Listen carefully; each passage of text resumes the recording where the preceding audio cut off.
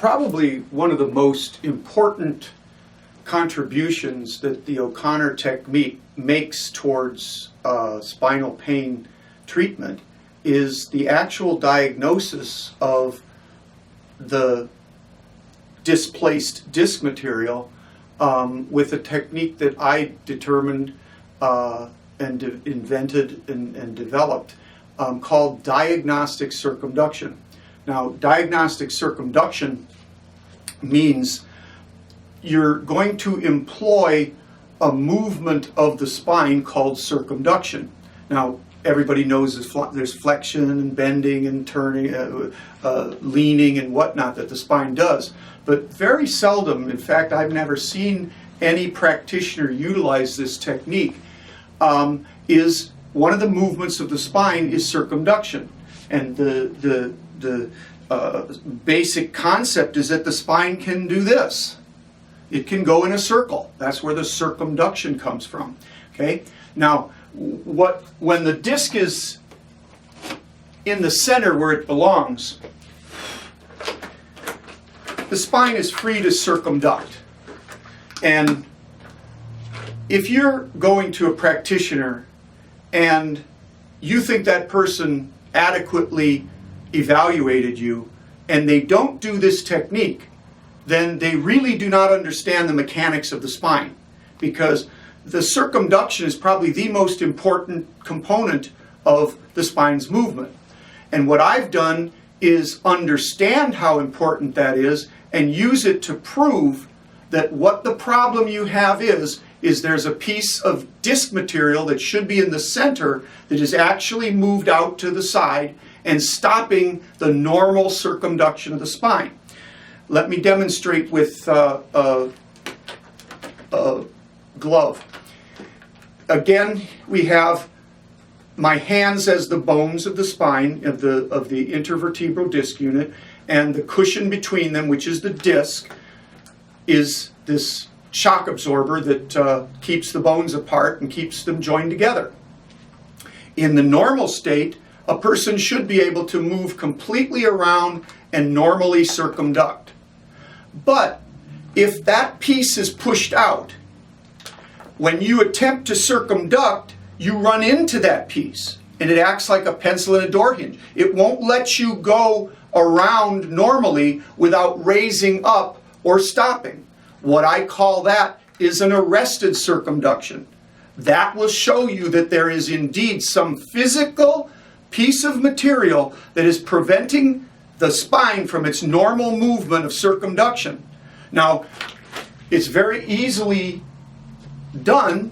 A person can do it just copying what I do, and what I'm going to do is I'm going to put my hands on my waists, because bending forward hurts when you're in back pain, and especially if you've had back pain for a long time. What people tend to do is they tend to tighten up these muscles, and when I tell them to bend forward, they actually are locking their back in extension, and they bend forward like this. Well, you can't do that with the diagnostic circumduction technique. You have to be able to flex the spine forward. And so in order for that not to cause pain, all you do is you push down on your hips with your hands, and that unweights the spine. And so when you bow forward like this, you can actually bow your spine outward towards the rear and begin the method. As long as you keep your spine unweighted, it shouldn't hurt. But you do have to bend forward and bow forward. So we're doing this with the lumbar spine. And so when you push down, you lean to one side, preferably the side that's painful. So let's assume that you've got right-sided hip pain, or doesn't matter if it's in the midline or the other side. You'll see the idea. So you start by bowing forward, and you bow your back forward. Then you lean to the side that you want to start with, as far as you can lean to the right in this case. And then you keep that lean and you come back around. It's kind of like a top. And as you go back around, if there's a piece in the way, it'll stop you. And quite often you'll want to drop this leg so that you can get through that, because the minute you start getting that pain, this leg wants to relax because it wants to protect you. And so it's quite common for people to go like this and then just drop that leg so that they can move through it. But you've got to keep your legs straight, and you've got to bow forward, and as you have to bend as much as you possibly can and then come around. And when that piece of disc material stops you, like I showed,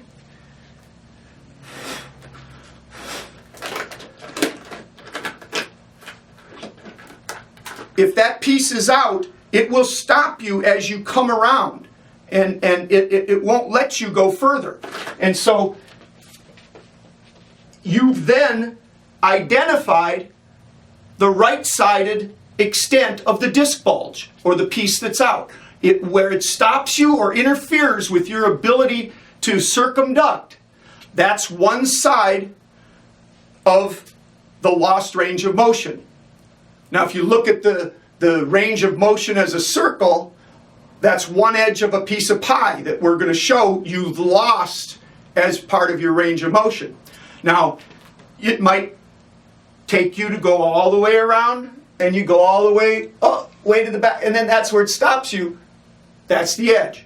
Now, after you've done that to one direction, you find out where the other side of the lost range of motion exists, and you repeat the maneuver to the left. So you again keep pressure down, bow your back forward, lean to the left and forward first. Go slow. There's no speed involved. You don't have to do this fast. And as you lean back, you come around, and you can come all the way back, and then, it's starting to hurt. That's it. That's as far as you can go, okay? Now you've identified the other side of the lost range of motion. It's like a piece of pie in a big circle. You can't move through that without either dropping your knee or your leg or straightening up. A lot of people will go, oh yeah, I can do that, and they straighten up, and then they go that they're cheating. You have to be able to move all the way through your normal range of motion. If your disc is in, you should be able to move just like me. See how far back I can get? I'm a 63-year-old man. If I can do it, most people should be able to do it.